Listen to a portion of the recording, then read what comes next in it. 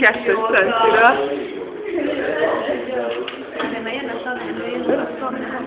Sziasztok! Hol van a félposztál? Már megint nincs itt. Hát hol vannak? Bedönni? Nem várok el, akkor a projekt munkát elkészítened? Hát nem mondjad már. Mert mennyi időt adtam neked?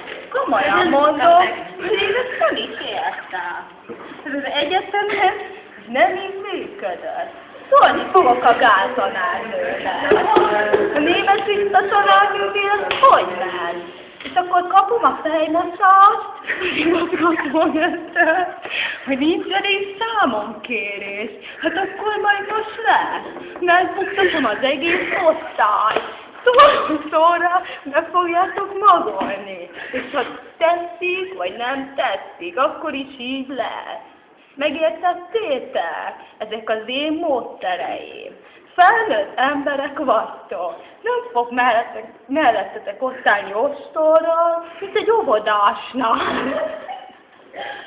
Például Enikő, te isztál már a Lili zsebbe? Hát nem isztál elő isztál. De hol van? Egy jegyed van. Erre így nem tudok osztályzatot adni. És az átviszed föl. Már készül, már beadtam tanárnő. Na de hol van? Ott a kezébe tanárnő. Jó, akkor azt majd mindjárt megnézem, és még most fogsz írni 2-ből. Megértetted? El vagy maradva, még mondom én, írjad csak fel. Liz Richard, itt volt az Ausztrál, akkor te itt voltál? Így van. Itt volt, és ilyet beszéltél? Igen. Igen, és meg tudod most azt írni? Persze tanárnő. Különben nem buktatlak. Jövő órára kérem a te projektedet is. Mi volt a te projekted? Mi az, hogy nem tudod? Nem foglak buktatni. Komolyan mondom neked. Most menjünk a Szibét. Szibét? Nem vagy a Szibét. Vagy a Szibét? Hol a Szibét? Nem vagy tegnap. Danikám, te írtál már a Lili Csendben? Dani, hozzád beszélek. A német Kriszta tanárnő óráján is beszélgettél? A többi órán is ezt csinálod?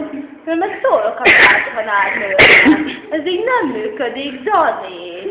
Tedd fel a padot, a lábadat is felrakod a De rossz, hogy megint ezt kell hallgatni. De rossz!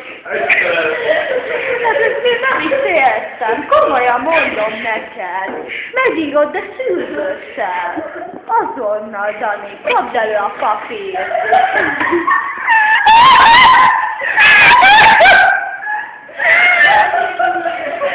Menj be, Brigi, ez mindig zenét hallgat.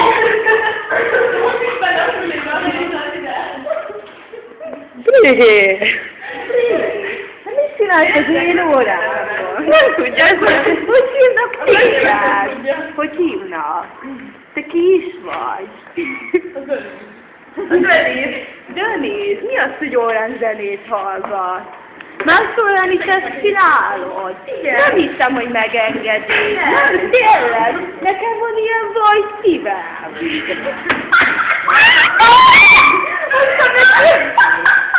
Hogy lesz így érettség? Hát én nem akartam tegyen érettség, ezek tanárnők. Hát de akkor is, hát ilyen nincs gyerekek.